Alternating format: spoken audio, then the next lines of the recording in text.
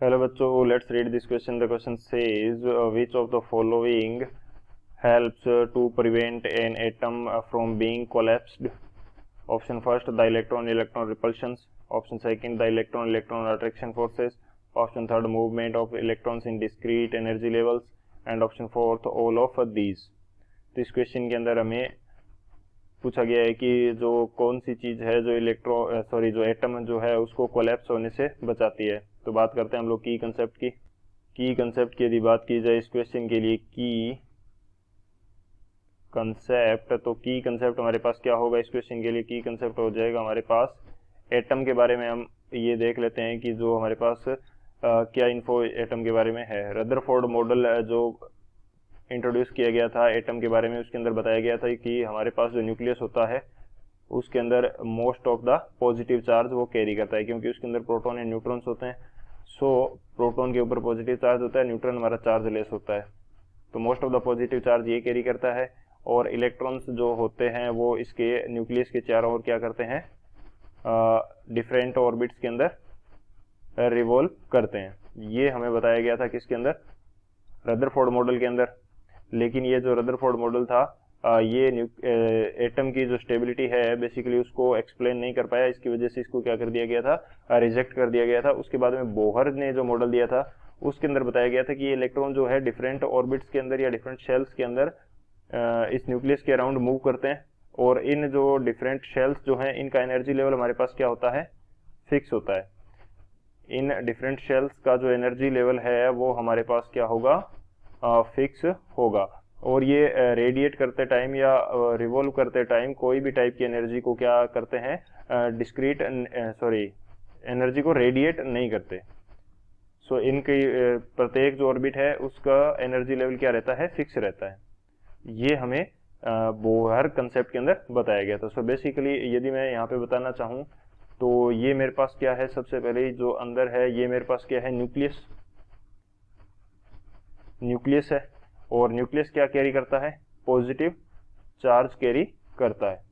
और बाहर जो है ये हमारे पास क्या है, शेल्स हैं. और ये इलेक्ट्रॉन कैरी करते हैं. और इलेक्ट्रॉन के पास क्या होता है, नेगेटिव चार्ज होता है. इनके अंदर मैं बेसिकली कह सकता हूँ कि इनके अंदर हमारे पास क्या होगा, नेगेटिव चार्ज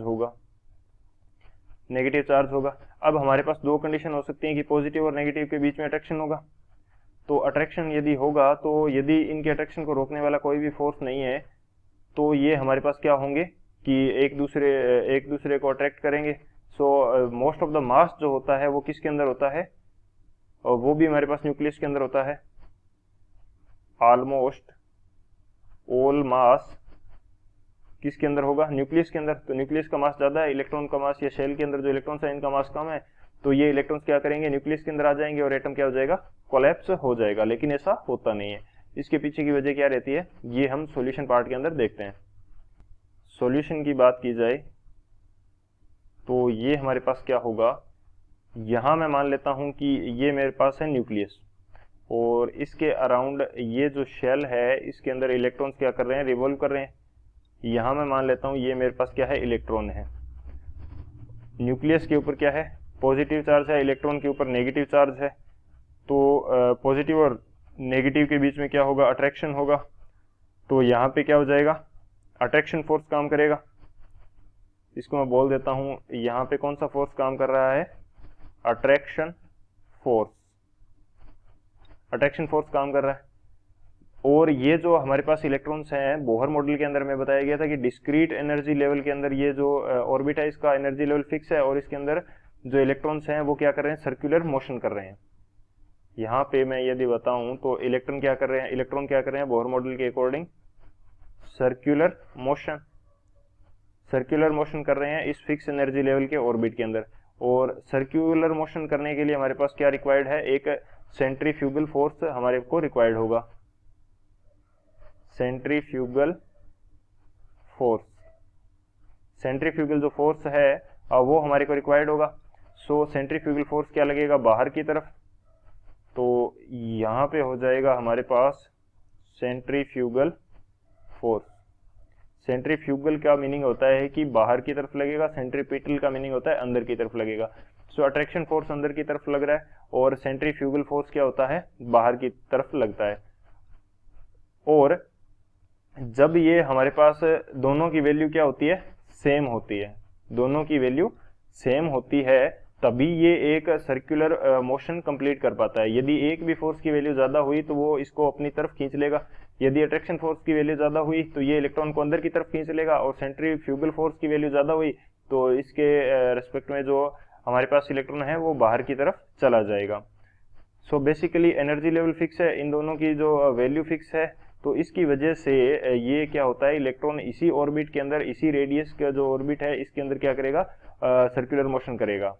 ये अपना ऑर्बिट जनरली इस प्रकार से चेंज नहीं करेगा। जब एक्साइटेड स्टेट की कंडीशन आती है उस कंडीशन के अंदर इलेक्ट्रॉन एक स्टेट से दूसरी स्टेट में जाता है, लेकिन नॉर्मल कंडीशन के अंदर ये किसी भी प्रकार की एनर्जी को रेडिएट नहीं कर रहा, क्योंकि इसके ऊपर नेट फोर्स जो है वो क्या है, जीरो है।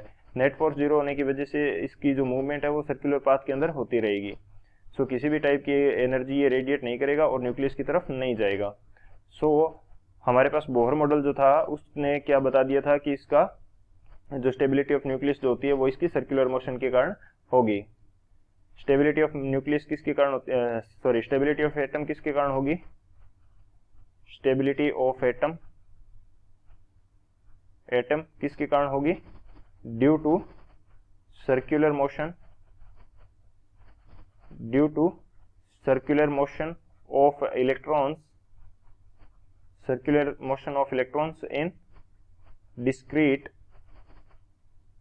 discrete energy level orbits, discrete energy level orbits, in discrete energy level के जो ऑर्बिट्स है इनके अंदर मूवमेंट जो हो रही है उसके कारण होगी। अब हम बात करते हैं ऑप्शंस की। फर्स्ट हमें दे रखा है इलेक्ट्रॉन इलेक्ट्रॉन रिपल्शन। यदि इलेक्ट्रॉन इलेक्ट्रॉन रिपल्शन लगता है तो हमारे पास क्या कंडीशन हो सकती है वो भी देख लेते हैं। ये हमारे पास न्यूक्लियस हो गया, इसके अराउंड ये हमारे पास क्या हो जाएंगी, शेल्स हो जाएंगी। ये हमारे पास मैं मान लेता हूं कि ये क्या हो जाएंगी, शेल्स हो जाएंगी। अब फर्स्ट शेल में भी इलेक्ट्रॉन है, सेकंड शेल में भी इलेक्ट्रॉन है, दोनों एक दूसरे पर अपोजिट डायरेक्शन के अंदर फोर्स लगाएंगे, तो इस रिपल्शन फोर्स से तो हमारे पास क्या हो सकता है कि इलेक्ट्रॉन अंदर की तरफ भी मूव हो सकता है और बाहर की तरफ भी मूव हो सकता है। जिस फोर्स की वैल्यू ज्यादा होगी उसकी तरफ ये मूव कर जाएगा। सो बेसिकली ये तो हमारे पास कोई इसका एक्सप्लेनेशन नहीं हुआ कि जो रिपल्शन फोर्स है वो इसको इस डिस्क्रीट एनर्जी लेवल के ऑर्बिट के अंदर बांधे रखता है। उसके लिए तो कौन सा फोर्स होता है, सेंट्रीफ्यूगल जो फोर्स है वो रिक्वायर्ड होता है। सो बेसिकली ये हमारा आंसर नहीं होगा कि इलेक्ट्रॉन रिपल्शन फोर्स। सेकेंड हमें क्या बोल रहा है electron electron attraction force. Electron electron दोनों के ऊपर नेगेटिव चार्ज है तो उनके बीच में अट्रैक्शन फोर्स नहीं अप्लाई होगा, सो ये गलत है। थर्ड हमें क्या देखा, movement of electrons in discrete energy level. Yes, ये सेंट्रीफ्यूगल फोर्स प्रोवाइड करवाता है और ये सेंट्रीफ्यूगल फोर्स क्या करता है, जो अट्रैक्शन फोर्स होता है न्यूक्लियस का उसको क्या कर देगा, मिनिमाइज कर देगा या उसको नष्ट कर देगा। तो हमारा जो इलेक्ट्रॉन है वो फिक्स एनर्जी लेवल के अंदर सर्कुलर मोशन करता रहेगा। सो करेक्ट ऑप्शन कौन सा हो जाएगा, जो ऑप्शन सी है वो हो जाएगा, क्योंकि ऑल ऑफ दीज वैसे नहीं हो सकता, क्योंकि दो ऑप्शन हमारे गलत हो चुके हैं। So option C is the final answer. I hope you understood it well. Best of luck, thank you.